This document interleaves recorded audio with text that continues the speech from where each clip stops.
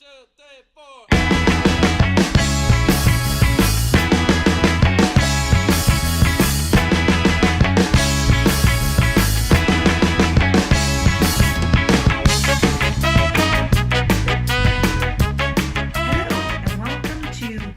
Episode of the hashtag GM of the Week series. Today I will be talking to you about the Flavr Savr tomato.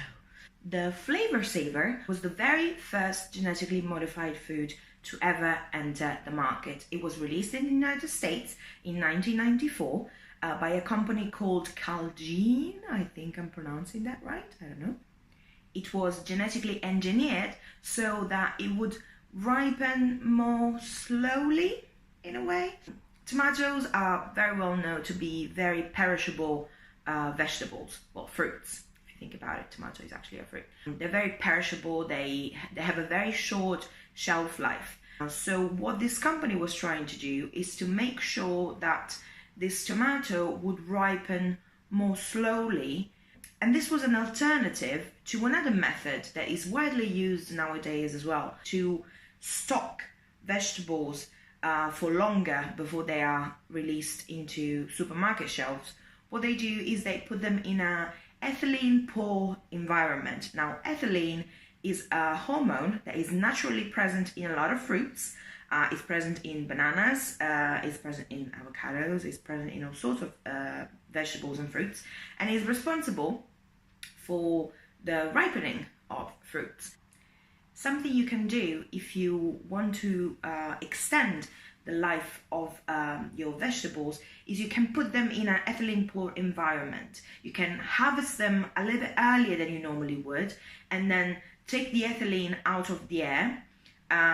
So basically, ethylene is the thing that, you know, when they tell you, like those like food acts, and they tell you to wrap your banana stems, the top of the bananas, in cling film to make them ripen less quickly.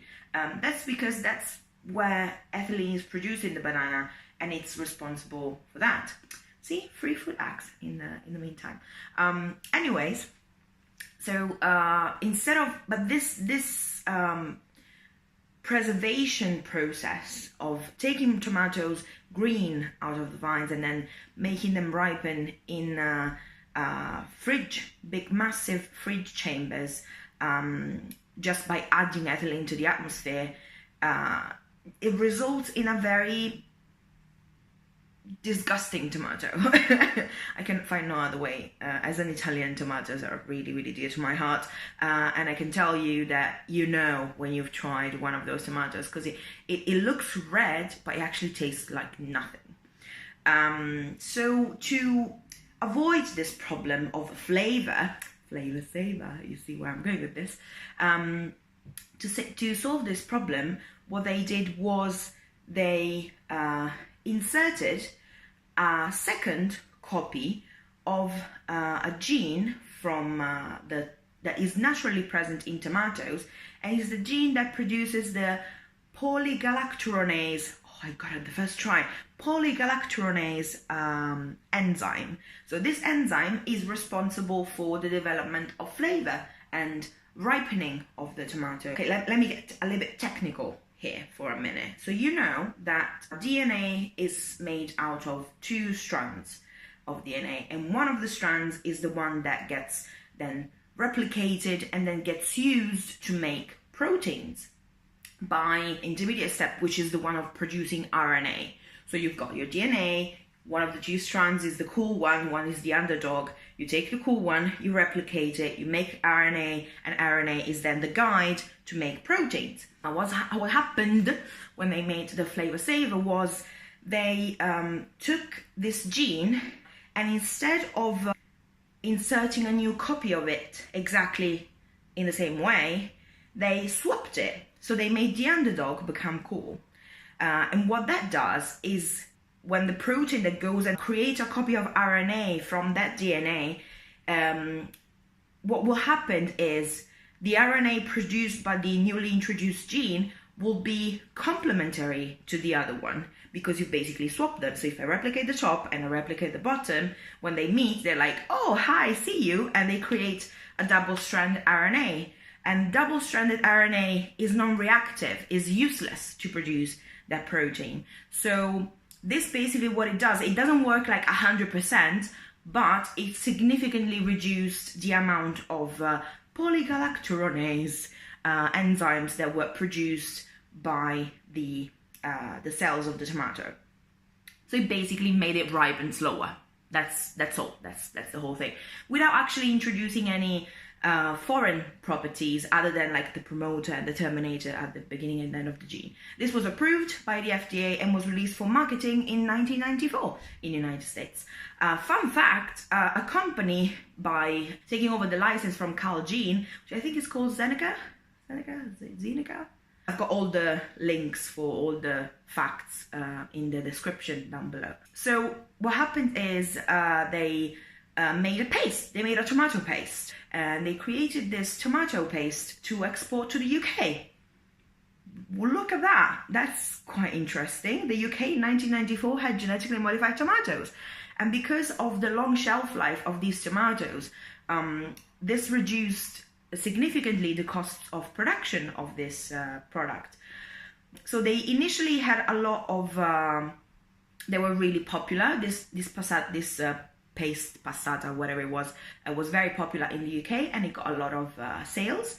But what happened was this company was actually not really good at marketing, and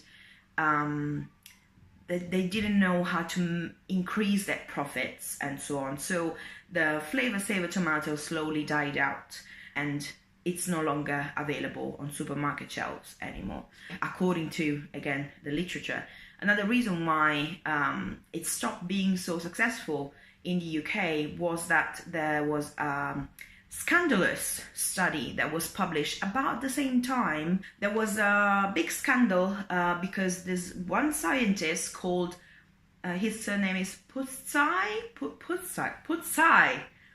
I don't know. I'll write it here so you can see what it's spelled like. This guy published his study in the Lancet, and he basically said that he fed rats GMO to potatoes, and these potatoes caused lesions to their gut. So it was actually killing the rats, and this created a huge scandal. There was a huge uproar in the media. It was comparable to the Seralini study, but of course this study was very, very small. It was highly criticized by the scientific community. It was not a good study. It was not done well. It was not robust science, and people tried to replicate it and didn't manage to do so. So it is not considered by the scientific community as a valid study. The consequences of this study being so prominent in the GMO discussions were that Sainsbury, which was actually the supermarket selling this genetically engineered tomato paste, took it away from the market, and that's it. That's the story of the Flavr Savr. That's how it ended.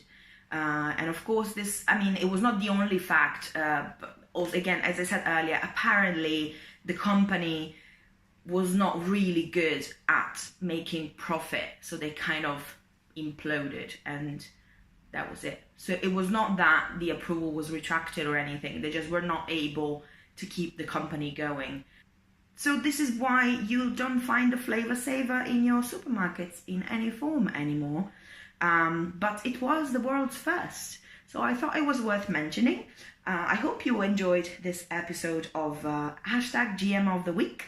And I think I'll keep going with world's firsts, because that's a fun way to go about it. There's way more to know about GM foods. Some of them have had an easier history. The Flavr Savr tomato was actually not really problematic in any way, but from a legislative point of view, it actually had really easy life if it wasn't for the company being able to actually make money. But yeah, I'll keep going with world's firsts for the next episodes.